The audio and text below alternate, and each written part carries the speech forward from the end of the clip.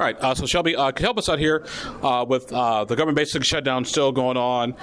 It doesn't look like anything can be resolved by the time SNAP benefits run out for a lot of families. IPS has a lot of economically challenged students from economically challenged backgrounds. So what is IPS doing to help families get through this government shutdown? So first of all, we have a page on our website that lists all of the schools that have food pantries. And then we also have a comprehensive list of places around the city that have places for people to get food. We are also working with a variety of community partners right now. So first part is just making sure people know where they can go.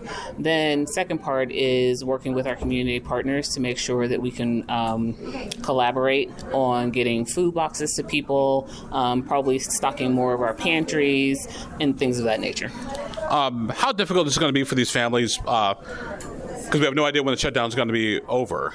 Yeah, I'm not really sure about how difficult it's going to be for people, but we want to make sure that we're doing everything that we can to make sure that we can cover as many of the gaps as possible with families. We also just have a lot of programs that we have been doing throughout schools for a very long time, sending bags of food home with kids at the end of the day. So between the breakfast programs that we have, the lunch programs that we have, sometimes the dinner programs that we have, and then all of the resources that we have on our website and our food pantries, and also working with community partners, we're really just trying to fill as many gaps as we can. How easy, difficult was it to sort of plan everything logistically? Well, we really had a lot of the things in play. So the only difference this time is just trying to work more collaboratively with more community partners within our individual zones. I'm assuming you guys have been chatting with other township school districts here in Indianapolis. If someone can't get to, say, this school here, they can probably go to a nearby school even though it's in a different township. I'm not quite sure about that yet. So I haven't had direct conversations with individuals from different townships, but we have a bulk of community partners in our individual neighborhoods, and then we've gone into the zones through RBS, and again and then we also have FACE liaisons in each of the schools too, so we're going to kind of be monitoring families to just kind of see where the greater needs are in the community, and then just kind of making sure we can do as much as we can. What is IPS doing to get the message out to all these families, like kids from economically challenged backgrounds? Because my parents like, son, you didn't bring the note from the PTA meeting. Mm-hmm. How are you going to bring the note for, food? Yeah, we have a variety of channels that we use to engage with our families. So we will be sending out a school messenger to make sure people know. We'll be putting it on our website, blasting through social media, and then we're also going to be sending messages through to our individual schools so that either the FACE liaisons or the principals can get that into. They have their own ways of communicating with families, the ones that they know work best for them, and we'll be doing that too. Any conversations with the city of Indianapolis? So just basically it's IPS kind of on your own right now? Yeah, we're just trying to do all the things that we can do. And again, we are, as the days kind of go on, trying to do this relatively quickly and work with as many community partners as we can. How have donations been for your respective food pantries? Donations are pretty good. Again, working with community partners, we have a variety of community partners from, nonprofits and things of that nature reaching out to us and helping us stock pantries. And then we're also trying to work with them to see if there's a way that we can get on a heavier rotation. Usually we just kind of go by what we know we have on a general, ordinary sort of like week, month.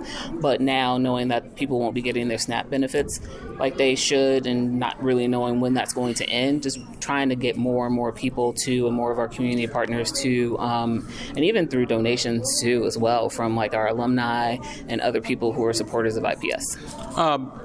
One of the things I want to also ask is when you look at just sort of this government shutdown, we still have no idea how long it's going to last. Any worry or concern that you guys may, in a weird way, run out of food? No, I'm not generally concerned about that, but I'm very optimistic to think that we have enough people. We've had people reaching out to us even without reaching out to them first because they know what's happening in our community and across the country with the loss of the loss of SNAP benefits. So I don't really think we'll run out of food. How's cooperation been with the major food banks, like folks like Gleaners and those types of folks? I'm sorry, say that again. How things been with folks like Gleaners that's also preparing for? Gleaners has always been a really great partner of IPS, and so again, they're on our list to reach out to kind of see what we can do together, and not always just asking for donations from them, but also finding the dollars to then purchase from them as well, and other places around the city. I want to say that with the current administration, there's been some folks have considered almost incentives applied to folks from economically challenged areas. How has that been, or has it been a problem at all? Say it again. The current administration, with what they want to do with sort of changing school lunch menus and get folks sort of healthier type food, because sometimes you can go. It's because there are a lot of folks live in food deserts, and only places like the gas station and not necessarily the grocery store. And IPS has been working on healthy food for several years now, and so we make sure that the food that we provide for our kids is healthy, is balanced. We've taken away a lot of the bad foods that would traditionally be in school. I mean, my cheese popcorn and Mars bars. That part, you cannot have those. But yeah, so anyway, we've just been doing a really good job, I think, collectively as a district to make sure that kids have healthy food always. So it's really there's no difference for us here. I know sometimes we talk about kids, sometimes even teenagers kind of feel sort of embarrassed about having to, talk about their situations at home. Mm-hmm. You folks sort of done any sort of counseling, like, hey, it's okay if you need help, we're here. Yeah, in general, I think our families know that. That's sort of a mantra that we kind of spread throughout the district, is making sure that folks know through a variety of ways, whether it's from their individual school, through our FACE liaison community and our FACE management team. It's just making sure that families know that they can come to us for the things that they need. You guys also been partnering with the faith-based community as well, I would assume. Mm-hmm. Yes, we've had long-standing relationships with different churches around the community who provide food for our kids as well. And so I'm assuming that by having those really good, positive, productive relationships, it makes it a whole lot easier to sort of weather crises like these. It makes it a lot easier. So literally a lot of times it's just a phone call, and then sometimes it's them calling us saying, hey, what do you need? Final question for you. So once again, if somebody needs help, needs assistance, how can they reach out to you folks? How can they get a hold of what sort of I guess sort of a question is, what sort of is out there so those folks families who need help can actually get it? Yeah, for our IPS families, the best way to kind of figure out what we're doing and where we are is looking on our website. And then again, we make it a point to push as much information as we can to families. All right. Thank you very much. I appreciate it. You're welcome.